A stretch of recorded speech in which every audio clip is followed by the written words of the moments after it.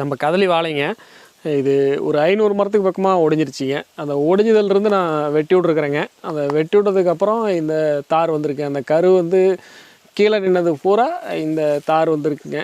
இது அந்தளவுக்கு ஈல்டு வரலைங்க. இருந்தாலும் ஏதோ அதனால் முடிஞ்சது வருதுங்க.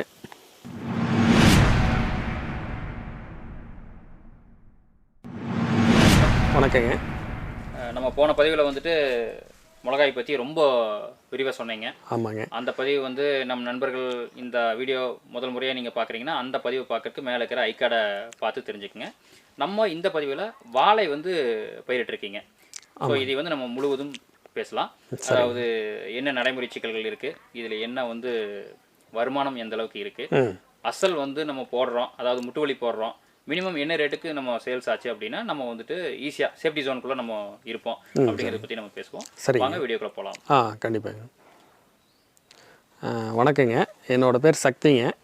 நான் சேலம் மாவட்டம் மேட்டூர் வட்டம் குளத்தூருங்க.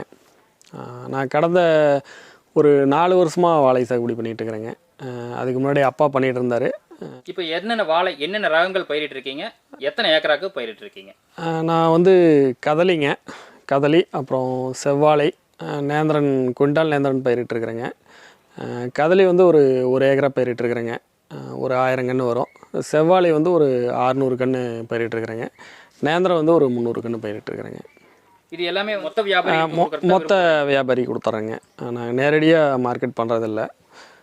அதில் நிறைய நடைமுறை சிக்கல்கள் இருக்கிறதுனால நாங்கள் மொத்த வியாபாரி கொடுத்துட்றோங்க. சரிங்க. இப்போ நம்ம வாழை வைக்கணும் அப்படின்னா இடத்த வந்து எப்படி தயார் பண்ணணும்? ஏன்னா நம்ம அங்கிருந்தே போயிடலாம். வாழைக்கு வந்து நல்லா மெயினாக எரு இருக்கணுங்க. ஒன்று ஆட்டெரு, இல்லைனா கோழி எரு, இல்லைனா மாட்டெரு கூட ஓகேங்க. மெயினாக வாழைக்கு வந்து நல்ல கோடை உழவு இருக்கணுங்க. கோடை உழவு இருந்தால் தான் ஓரளவுக்கு நூற்புழு தாக்குதலிருந்து தப்பிக்க முடியும். வாழையில் வர மெயினான பிரச்சனை நூற்புழுவுங்க. அதனால் கோடை உழவு இருக்கணுங்க. 5 கலப்பையில் ஒரு 2 உழவு ஓட்டி குறைஞ்சது ஒரு மாதமாவது கேப் ஒன்றுங்க. வெயிலில் நல்லா நிலத்தை காய விடணும். அதுக்கப்புறம் பார்த்திங்கன்னா உங்களுக்கு கொக்கி கலப்பையில் ஒரு 2 உழவு ஓட்டிட்டு அதுக்கப்புறம் ரொட்டேட்டரில் வந்து ஓரளவு ஓட்டினா போதுங்க. வாழைக்கு வந்து மேட்டுப்பாத்தி தேவையில்லைங்க. ஆனால் வாய்க்கால் எடுக்கணுங்க. வாய்க்கால் எடுத்து நான் இப்போ சொட்டு நீர் சாகுபடியில் தான் பண்ணியிருக்கிறேங்க. சொட்டு நீர் பாசனம் தாங்க. வாய்க்கால் எடுக்கணுங்க. வாய்க்கால் எடுத்துகிட்டு அதுக்கப்புறம் பார்த்திங்கன்னா உங்களுக்கு ஒவ்வொரு வாழைக்கும் ஸ்பேஸ் வந்து டிஸ்டன்ஸு நிறைய இருக்குதுங்க. இதில் வந்து பார்த்திங்கன்னா கதலி வந்து பார்த்திங்கன்னா 6.5க்கு 6.5, அதே மாதிரி நேந்திரன் வந்து 7க்கு 7, செவ்வாழை வந்து 8க்கு 8, இந்த கேப்பு ஃபாலோ பண்ணுங்க. இதில் பூவன்லாம் 6.5க்கு 6.5, மற்றபடி மொந்தன் இதெல்லாம் வந்து 6.5க்கு 6.5 பண்ணலாங்க. செவ்வாழை மட்டும் கொஞ்சம் கேப் அதிகமாக வேணுங்க. இதுக்கு என்ன வகையான மண் இருந்ததுன்னா வாழைக்கு ஏற்றதாக இருக்குங்க? மேக்ஸிமம் சரளி, செம்மண் நல்லா இருக்குங்க. வண்டல் மண் கூட நல்லா வருங்க. மெயினாக தண்ணி தேங்கக்கூடாதுங்க. தண்ணி தேங்கினா கிழங்கு நோய் பிரச்சனை வருங்க. அதாவது தண்ணி வந்து வாரத்தில் எத்தனை நாளைக்கு ஒருக்கா பாய்க்கணுங்க? வாய்க்கால் பாசனம்னா உங்களுக்கு 4 நாளைக்கு ஒரு தண்ணி பாயணுங்க. சொட்டு நீர் பாசனம்னா நம்ம டெய்லியும் ஒரு மணி நேரம் அந்த மாதிரி விட்டுக்கலாங்க. தண்ணி தேங்காத அளவுக்கு? ஆமாங்க, தண்ணி தேங்காத அளவுக்கு விட்டுக்கலாங்க. மண் வந்து ஈரமாக இருக்கணும், ஆனால் தண்ணி தேங்கக்கூடாது. தண்ணி தேங்கக்கூடாதுங்க. சரிங்க. இப்போ இதுக்கு உண்டான அதாவது காற்று வரும் இல்லைங்களா? ஆமாங்க. காற்று வரும்போது நம்ம வந்து புடை இருக்கக்கூடாது. ஆமாங்க. அதனால் இப்போ மார்க்கெட்டும் அது மாதிரி நீங்கள் ஸ்டடி பண்ணியிருப்பீங்க. ஆமாங்க. எந்த மாதத்தில் வாழை பயிரிடுறது சிறப்புங்க? அது வந்து பார்த்திங்கன்னா அந்த காற்று மெயினாக பார்த்திங்கன்னா சித்திரை வைகாசி காற்று வந்து சிக்காமல் எங்கள் ஏரியாவில் பயிர் பண்ணுவோங்க. இது ஒவ்வொரு ஏரியாவுக்கு தகுந்த மாதிரி மாறுங்க. ஏன்னா அவங்க ஏரியாவில் காற்று எந்த டைமில் வரும் அப்படிங்கிறது தெரிஞ்சு பண்ணுறது ரொம்ப அவசியங்க. மெயினாக எங்கள் ஏரியாவில் சித்திரை வைகாசி டைமில் அறுவடை முடிச்சிருவோங்க. ஒரு மாதத்துக்கு முன்னாடி? ஆமாங்க, ஒரு மாதத்துக்கு முன்னாடி தை மாசிலாம் அறுவடை முடிஞ்சிருங்க. அந்த அறுவடை சீசனில் வந்து ஓரளவுக்கு நல்ல ரேட்டு கிடைக்குங்களா? ஓரளவுக்கு கிடைக்குங்க. பார்த்திங்கன்னா இந்த வருஷம் ஓரளவுக்கு விலை இருக்குது. போன வருஷம் அவ்வளோ விலை இல்லைங்க. சராசரியாக ஒரு 30-35 அந்த ரேட்டில் நின்னா ஓரளவுக்கு நல்ல கட்டுப்படி ஆகுங்க. சரிங்க. நீங்கள் வந்து இப்போ கிழங்கு எடுத்துகிட்டு வந்து சாகுபடி ஆரம்பிக்கிறீங்களா, திசு வளர்ப்பில் ஆரம்பிக்கிறீங்களா? நாங்கள் கிழங்கு தான் பயன்படுத்துகிறோங்க. திசு வளர்ப்பு வந்து அந்த செடியை கொண்டு வரது கொஞ்சம் நாளாகிருதுங்க. சிரமமாக இருக்குதுங்க. நாங்கள் பயிரிடுற டைமில் கரெக்டாக அந்த வெய்ய காலம் அப்படிங்கிறதுனால திசு வளர்ப்பு கன்று எங்களுக்கு அது செட் ஆகிறதில்ல. கன்று தான் பெஸ்ட்டுங்க. சரிங்க. இப்போ இந்த கிழங்கு வாங்குறதுல இன்னொரு தோட்டத்துலேருந்து நம்ம புதுசாக வாங்கிட்டு வந்து வச்சோம் அப்படின்னா ஒரு சில நோய்கள் வந்துட்டு கேரி ஃபார்வர்ட் ஆகுது அப்படிங்கிற மாதிரி சொல்கிறாங்க. ஆமாங்க. அதுக்கு நீங்கள் எப்படி இல்லை, தடுப்பு அதுக்கு வந்து பார்த்திங்கன்னா மெயினாக நாங்கள் விதை நேர்த்தி பண்ணிடுவோங்க. விதை நேர்த்தி பேவஸ்டின், மோனோபோஸ் அந்த மாதிரி அதில் வந்து கண்ணை வந்து நனைச்சி அதுக்கப்புறம் நடவு செய்வோங்க. ட்ரைகோடர்மா விரிடி, சூடோமோனஸ் அந்த மாதிரியும் பண்ணுவோங்க. உயிருள்ள பூஞ்சானங்கள் போட்டு அதுக்கப்புறம் நம்ம குழியில் வந்து வேம் போடுவோங்க. கம்பல்சரி வேம் போடுவோம். வேப்ப முன்னாக்கும் போடுவோங்க. ஒரு குழிக்கு எவ்வளோ போடுறீங்க? வேம் வந்து பார்த்திங்கன்னா அது லிக்விடு அதே மாதிரி பவுட்ரு ஃபார்மில் இருக்குங்க. ஒரு குழிக்கு வந்து 30 to 50 கிராம் அந்த ரேஞ்சில் போடுவோங்க. போட்டு நடவு செஞ்சு போட்டு நடவு செய்வோங்க.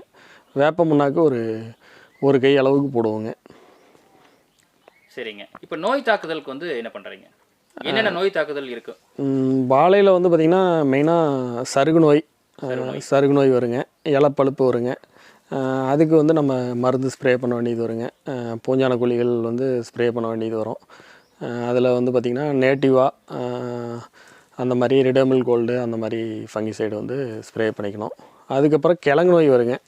கிழங்கு நோய்க்கு இது வரைக்கும் பெருசான தீர்வு எதுவும் இல்லை. பயோவில் இருக்குங்க. ஆனால் அது வந்து நமக்கு செட் ஆகிறதில்ல. ஓரளவுக்கு இப்போ அட்வான்ஸாக நிறைய வந்திருக்குங்க. நான் எதுவும் ட்ரை பண்ணல. ஆனால் கிழங்கு நோய் வராத அளவுக்கு நாங்கள் வந்து வாழையை வந்து கொண்டு வரதுக்கு வந்து மெயினாக நாங்கள் கேப் விட்ருவோங்க. இப்போ இந்த வருஷம் வாழை பயிரிடுறோம் அப்படின்னா அடுத்து ஒரு 4 வருஷத்துக்கு பயிரிட மாட்டோம். இல்லைனா வேறு ரகத்தை மாற்றிடுவோம். இந்த வருஷம் பயிரிடுறோம் அப்படின்னா அடுத்த வருஷம் அதில் வேறு ரகத்தை பயிரிட்டுருவோம். அப்படிங்கும்போது உங்களுக்கு கிழங்கு நோய் தாக்குதல் அதிகமாக வராதுங்க. அடுத்ததாக வாழைக்கு என்னென்ன வகையான உரங்கள்லாம் கொடுக்குறீங்க? வாழைக்கு வந்து பார்த்திங்கன்னா மோஸ்ட்லி நாங்கள் ஆரம்ப நிலையில் வந்து டிஏபி கொடுப்போம். கடைசி உழவும் போது நாங்கள் சூப்பர் ஜிப்சமும் அழைச்சி விட்ருவோங்க. அதாவது மண்ணினுடைய கார அமில நிலை வந்து சமன் செய்யணும் அப்படிங்கிறதுக்காக நாங்கள் சூப்பரும் ஜிப்சமும் அழைச்சி விட்ருவோம். அதுக்கப்புறம் களை வெட்டம். ஒரு ஏக்கருக்கு எவ்வளவு சூப்பர் ஜிப்சம்? ஒரு ஏக்கராவுக்கு 2 மூட்டை ஜிப்ஸுங்க, ஒரு 5 மூட்டை சூப்பருங்க. எப்படிங்க, ஏதாவது மண்ணில் கலந்து விசிறி விடணுமா? இல்லைங்க, நாங்கள் அப்படியே அந்த பவுடரை அப்படியே விசிறி விட்ருவோங்க. கடைசி உழவும் போது விசிறி விட்ருவோங்க. அதுக்கு முன்னாடியே நாங்கள் குப்பையை கொட்டி எருவு கொட்டி ஓட்டிடுவோங்க. சரிங்க. இது வந்து முன்னாடி, அதாவது வாழை வைக்கிறதுக்கு முன்னாடியேங்க குழி எடுத்துகிட்டு நடவு செய்யும் போது வேப்ப முன்னாக்கும் வேம் உயிர் பூஞ்சான கொல்லி அதுவும் போடுவோங்க. அதுக்கடுத்தது வாழை வளர வளர பார்த்திங்கன்னா உங்களுக்கு ஒரு 30 நாள் 35 நாளில் நாங்கள் இது ஆல்-90 வந்து ஸ்ப்ரே பண்ணுவோம். அதுக்கப்புறம் ட்ரிப்பில் விட்டுருவோங்க. மோஸ்ட்லி ட்ரிப்பில் ஆல்-90 விடுவோம். அதுக்கப்புறம் பொட்டாசு, யூரியா இது வந்து ட்ரிப்பில் விட்டுருவோங்க. இடையில மைக்ரோ நியூட்ரியன் வந்து ஒரு மாதம் ஒருக்க மைக்ரோ நியூட்ரியன் வந்து கொடுப்போங்க. இடையில வந்து நாங்கள் ஸ்ப்ரேயிங்கும் வந்து பண்ணுவோங்க. ஆரம்பத்தில் வந்து இந்த குருத்து புழு வருங்க, அதுக்கு வந்து நம்ம மருந்து தெளிக்கணுங்க. குருத்து புழு அதே மாதிரி லேசாக இலக்கறிகள் வரும், அதுக்கும் நம்ம மருந்து தெளிக்கணுங்க. அடுத்ததாக காற்று அடிக்கும் சூழ்நிலையில் இந்த பொடை தள்ளுறதுக்கு முன்னாண்ட என்னென்ன தடுப்பு நடவடிக்கைகள்லாம் செய்வீங்க? மோஸ்ட்லி இது குச்சி கட்டுவோங்க. அதுக்கப்புறம் இந்த டொயின்னு சொல்லிட்டு அது கொஞ்சம் விலை மலிவாக இருக்குங்க. ஏக்கராவுக்கு ஒரு மரத்துக்கு ஒரு 7 ரூபா 8 ரூபா அந்த செலவு தான் வருங்க. குச்சிங்கும் போது ஒரு 60 ரூபா 70 ரூபா அந்த ரேட் வந்துருங்க. ஆனால் உங்களுக்கு குச்சி கட்டும் போது வந்து கொஞ்சம் நல்லா இருக்குங்க. ஆனால் ரேட்டு கொஞ்சம் அதிகம். இல்லை, குச்சி கட்டும்போது நல்லா இருக்கும். அந்த குச்சி ஒரே விளைச்சலுக்கு நம்ம இல்லைங்க, ஒரு 4 கிராப்புக்கு பயன்படுத்திக்கலாங்க. பத்திரப்படுத்தி வச்சுக்கிட்டா 4 கிராப் பயன்படுத்திக்கலாங்க. அதை விட எங்களுக்கு டொயின் கொஞ்சம் மலிவாக இருக்கிறதுனால நாங்கள் டொயின் கட்டிக்கிறோங்க. ஒரு ஏக்கராவுக்கு குச்சி கட்டுறதுல எவ்வளோ செலவு வருங்க? டொயின் கட்டுறதுல எவ்வளோ செலவு வருங்க? டொயின் கட்டுறது வந்து ஒரு மரத்துக்கு இங்கே 6 ரூபா கொடுக்குறேங்க. ஒரு 1000 மரத்துக்கு அப்படி? ஆமாங்க. இதே குச்சி வந்து கட்டும் போது ஒரு மரத்துக்கு 12 ரூபா செலவாகுதுங்க. ஏன்னா குச்சியை வந்து நட்டு மேலே தளவில் அந்த புடை இருக்கு இல்லைங்களா, அந்த புடையில் வந்து டொயின் வச்சு கட்டினங்க. அதுக்கு வந்து ஒரு மர கணக்கு? ஆமாங்க, ஒரு மரத்துக்கு 12 ரூபா ஆகுதுங்க. அது இல்லாமல் குச்சி 60 ரூபா வந்துருங்க. உங்களுக்கு சவுக்கு போட்டு 72 ரூபா வருது. ஆமாங்க, 72 ரூபா வந்துருங்க. 1000 மரத்துக்கு கணக்கு போட்டால் கிட்டத்தட்ட அதுவே வந்து ஆமாங்க. மொதல் டைம் தாங்க, ஒரு 3 வருஷத்துக்கு பயன்படுத்திக்கலாங்க. அது அதை விட டொயின் எங்களுக்கு பெஸ்ட்டாக இருக்கிறதுனால நாங்கள் டொயின் பயன்படுத்திக்கிறோங்க. ஆனால் டொயின் கட்டணும் அப்படின்னா சால் தென்னமரம் இருந்ததுன்னா ஈஸியாக கட்டிக்கலாம். இல்லைங்க, நாங்கள் முளைக்குச்சி பயன்படுத்திக்குவோங்க. முளைக்குச்சி இல்லைன்னா கம்பிங்க, டிஎம்டி லாடு நல்லா ஹெவியாக இருக்கிறத வந்து பயன்படுத்திக்குவோங்க. ஒரு வாழைக்கு அடக்க விலையாக ஒரு வருடத்திற்கு எவ்வளவு இருந்தால் நம்மளுக்கு சரியாக இருக்குங்க? அதாவது இப்போ ஒரு மரத்துக்கு 80 ரூபா செலவாகுதுங்க. குறைஞ்சது ஒரு மரம் 200 ஒரு தார் 200 விற்றா தான் ஓரளவுக்கு கட்டுப்படி ஆகுங்க. ஏன்னா ஒரு வருஷம் இத்தனை வேலை ஆமாங்க, ஒரு வருஷ வெள்ளாமைங்க. அதனால் குறைஞ்சது 200ங்க, அதிகபட்சம் ஒரு 300ங்க. 300ங்கிறது ஒரு சராசரியான விலைங்க. ஒரு தார் வந்துட்டு என்ன கிலோ வரணுங்க? அதாவது உங்களுக்கு நேந்திரிக்கும் சொல்லுங்கள், கதலிக்கும் சொல்லுங்கள், நீங்கள் பயிரிட்டிருக்கிற செவ்வாழைக்கும் சொல்லுங்கள். செவ்வாழை வந்து ஒரு 10லேருந்து 15 கிலோ அந்த ரேஞ்ச் வருங்க. கதலி வந்து ஒரு 12 to 15. நேந்திரன் வந்து நாட்டு நேந்திரனாக இருந்தால் ஒரு 10 கிலோ அந்த ரேஞ்ச் வருங்க. அதே குவிண்டால் நேந்திரனாக இருந்தால் ஒரு 20-22 அந்த ரேஞ்ச் வருங்க. தோராயமாக ஒரு ஒரு மரத்துக்கு வந்து ஒரு 200 ரூபாயிலேருந்து 300 ரூபாய்க்குள்ள விலை போச்சுன்னா? ஆமாங்க, விலை போச்சுன்னா தான் கட்டுப்படி ஆகுங்க, அந்த வெள்ளாமை பண்ண முடியும். அதுக்கு கீழே குறைஞ்சதுன்னா கொஞ்சம் கையை பிடிக்குங்க. ஏன்னா இந்த வருடத்தில் வந்து பார்த்துட்டிங்கன்னா உங்களுக்கு ஒரு 500 வாழை வந்துட்டு இப்போ காற்றுல. ஆமாங்க, காற்றுல ஒடிஞ்சிருச்சுங்க. அது வந்து பார்த்திங்கன்னா ஒரு அசல் பண்ணோம் அப்படிங்கிறதுக்காக நான் இருக்கிற மரத்தை மட்டும் கட்டி விட்ருக்குறேங்க. இப்போ வந்து அந்த 1000 மரம் வச்சுருக்கீங்க கதலியில்? ஆமாங்க, 1000 மரம் வச்சுருக்கிறேங்க. ஒரு 500 மரம் போயிடுச்சுங்க. ஒரு 500 மரம் தான்? ஆமாங்க. இந்த வருடம் வந்து அது அசல் தான் ஆகுது? அசல் தான் ஆகுங்க. அசல் பண்ணுறதே கொஞ்சம் கஷ்டம்தாங்க. கஷ்டம்தான். ஆமாங்க. இந்த வருஷம் நீங்கள் நம்பிட்டு இருக்கிறது செவ்வாழை நம்பிட்டு இருக்கீங்க? ஆமாங்க, செவ்வாழை நம்பிட்டு இருக்கீங்க. வந்து தார் போட்டுருச்சு. ஆமாங்க. ஒன்று எவ்வளோ நாள் ஒரு தார் ஊருக்கு எவ்வளோ நாள் எடுத்துக்கணும்? ஒரு தார் அதாவது அந்த பூட்டையை வந்து ஒடிச்சு விட்டு 3 மாதங்க. 3 மாதங்க. ஆமாங்க. வாழை விவசாயத்தை பொறுத்த வரைக்கும் மெயினாக தண்ணி இருக்கணுங்க. அதுக்கப்புறம் ஆள் பிரச்சனை இல்லைங்க.